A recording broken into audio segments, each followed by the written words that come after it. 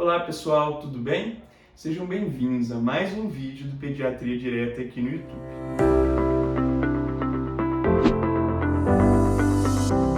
E hoje nós vamos falar de dois assuntos muito importantes para qualquer médico que atenda criança: o desfraude e a enurese noturna.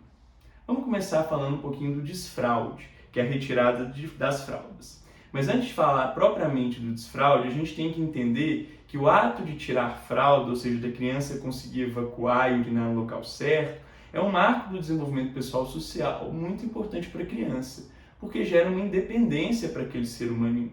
Tem algo que tem que ser feito com muito cuidado e com muita cautela, mas que vai ser essencial para a independência daquela criança. Nesse sentido, a gente tem que entender que entre 18 a 24 meses, a criança consegue controlar o esfíncter, ou seja, ela passa a ter um controle do esfíncter que permite ela segurar o ato de fazer o xixi ou cocô. Mas isso não significa que ela está preparada para fazer o desfraude só porque ela controla o esfíncter. Não, de forma alguma. Na verdade, a gente tem que entender que outros fatores vão influenciar para a gente pensar que aquela criança está preparada para fazer o desfraude. Que fatores são esses? Então, a criança tem um mínimo de desenvolvimento motor que permite ela andar, sentar, abaixar a bermuda. Ela tem um mínimo de desenvolvimento da linguagem que permite ela comunicar quando ela quer fazer o xixi ou o cocô. Ela já tem que ter interesse, por exemplo, em ver pessoas indo para o banheiro, né? Então, querer saber o que está acontecendo ali. Ela já tem que estar ficando um tempo seca e, mais que isso, avisando quando vai fazer o xixi ou o cocô e desconfortável com a presença do xixi e do cocô na fralda. Quando ela tem isso, a gente fala que ela tem os sinais de prontidão. E aí sim, a gente pode começar o desfraude. O desfraude geralmente ele ocorre entre 24 e 36 meses. É uma média. Tem gente que começa antes, tem gente que demora um pouco mais. Então, a criança tem o tempo dela, lógico, dentro do limite de uma normalidade, não fugindo muito desse prazo. E aí, quando a gente vai começar o desfraude, é muito importante a escolha entre o pinico e o vaso sanitário. Muitas vezes o pinico ele é mais fácil para a criança porque o vaso sanitário assusta. É um buracão ali, você vai dar um barulho que é a descarga, então isso pode assustar aquela criança. Então o pinico muitas vezes é preferido. Então a criança se envolve no processo, compra o pinico, depois senta de roupa no pinico, depois senta sem roupa no pinico, joga o cocô no pinico e ela vai entendendo que ali é o local dela evacuar e de fazer xixi.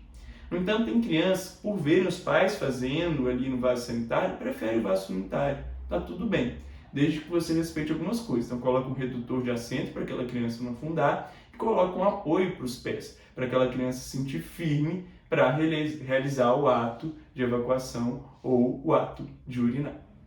Dito isso, escolhendo o pinico ou o vaso sanitário, o processo pode começar. Algumas coisas são importantes a gente estar atento nesse processo. Nunca começar o desfraude no momento que a criança está passando por uma outra transição.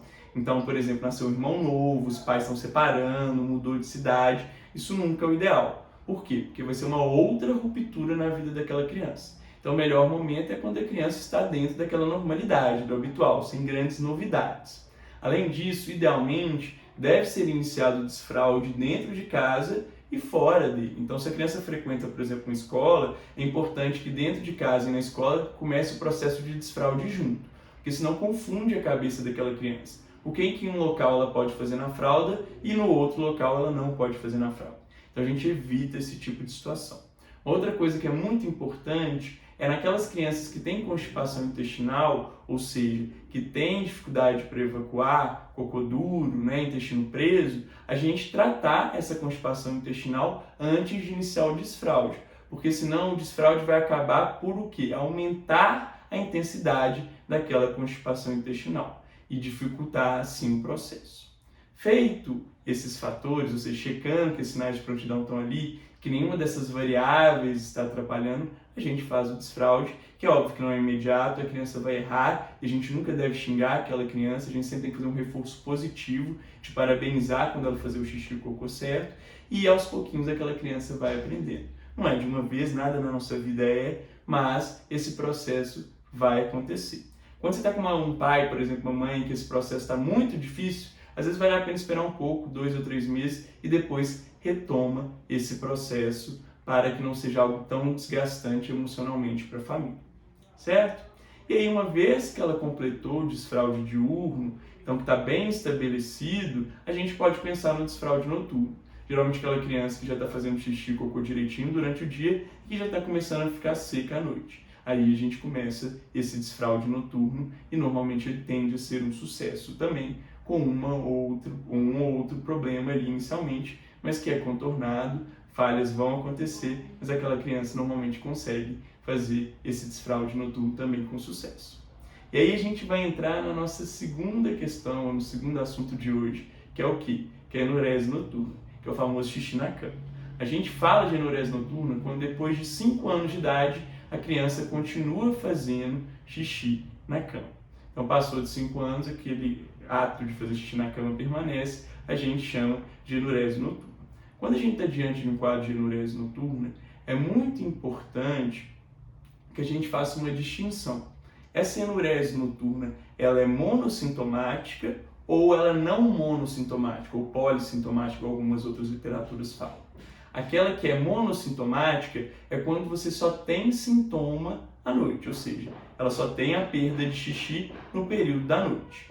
Agora, a não monossintomática é aquela no qual, além da enurese noturna, aquela criança também tem sintomas diurnos de xixi. Então, tem uma perda urinária frequente, um excesso de quantidade de xixi, ou seja, sintomas diurnos envolvendo o trato urinário. Por que é importante fazer essa distinção? Porque normalmente, quando ela é monossintomática, ela é algo que o pediatra geral, o médico generalista, o médico de família ele consegue resolver. Mas quando ela tem sintomas diurnos, ou seja, ela é não monossintomática, então a gente tem que encaminhar para o nefro, para fazer exames mais complexos de ultrassom, como ultrassom urodinâmico, por exemplo, estudo urodinâmico, para a gente entender qual que é o problema daquela criança. Ela tem, por exemplo, uma bexiga neurogênica, outro problema na bexiga ou algo do tipo.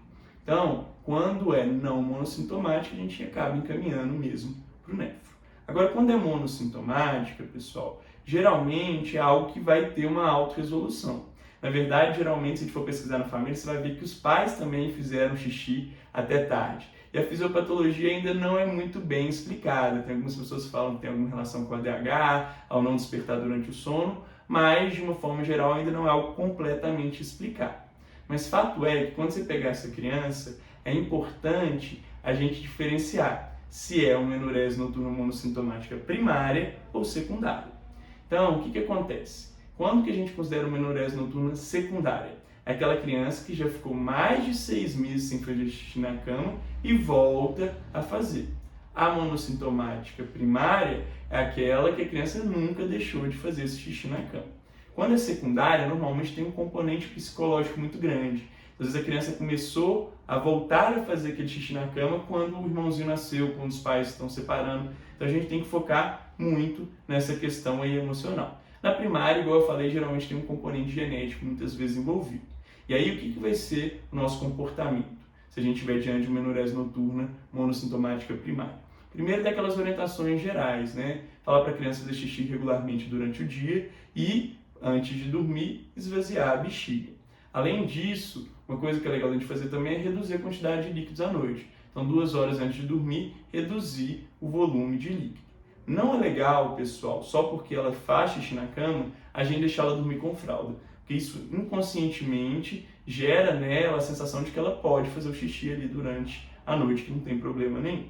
Uma coisa importante que a gente tem que fazer é que se mesmo com essas medidas iniciais não está sendo resolvido esse problema, a gente tem algumas possibilidades. Então a gente pode considerar colocar um alarme, que é um alarme que você atrela ali, né, a região íntima dela, cuequinha e tudo mais, que apita quando sente a umidade para aquela criança acordar e fazer o xixi, ou ainda você pode usar medicações. Desde medicações que simulem o ADH, né, com o hormônio antidiurético, que ajuda a não fazer tanto xixi à noite, até a outras medicações que têm efeitos mais anticolinérgicos, como alguns antidepressivos, como a imipramina, ou anticolinérgicos, como a oxibutinina. Então são opções que você pode considerar, mas na grande maioria das vezes só as orientações de tranquilizar os pais e fazer reforço positivo, ou seja, parabenizar sempre que aquela criança não fez xixi na cama, já tem um efeito bacana, um efeito positivo.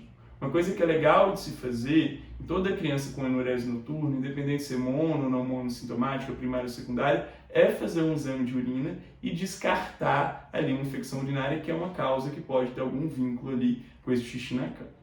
Então, resumindo a questão da enurese noturna, é diferenciar não monossintomática ou monossintomática. Se for não monossintomática, encaminhar para o nefro. Se for monossintomática, tentar diferenciar se é primária ou secundária. Se for secundária, focar muito nessa questão emocional, porque normalmente tem um componente. E se for primária, a gente dá essas orientações e acompanhar com reforço positivo. Se mesmo assim não resolver, aí sim o encaminhamento se faz necessário. Então espero que essa aula tenha ajudado vocês um pouquinho a entender um pouco mais de desfraude e enurese noturna. Quem gostou, curte aqui, compartilha e até o próximo vídeo.